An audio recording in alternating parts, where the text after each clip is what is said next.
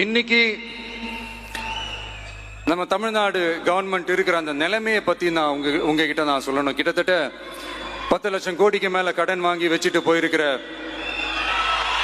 இன்னைக்கு அந்த தமிழ்நாடு அரசு இருக்கிறப்போ, கஜானாவை சுத்தமா தொடச்சி வலிச்சு வச்சுட்டு போயிருக்கிறப்போ,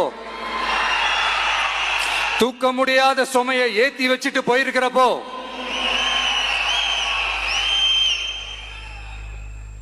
அப்படிப்பட்ட ஒரு நிலைமையில தான் இந்த பொறுப்பை நம்ம கையில் எடுத்திருக்கிறோம். உடனே நீங்க நினைக்கலாம், என்னடா இவர் ஏதோ பொறி வச்சு பேசுறாரா அப்படின்ட்டு. அப்படிலாம் எதுவுமே கிடையாது. உள்ள போய் பார்த்தா தான் தெரியும் எது எந்த நிலைமையில இருக்குன்னு, என்ன இருக்கு என்ன இல்லை, எது எந்த நிலைமையில இருக்கு எது எந்த நிலைமையில இல்லை. அதையெல்லாம் பார்த்துட்டு உங்களுக்கு ஒரு வெள்ளை அறிக்கையா அதை வெளியிடணும்னு நான் நினைக்கிறேன்.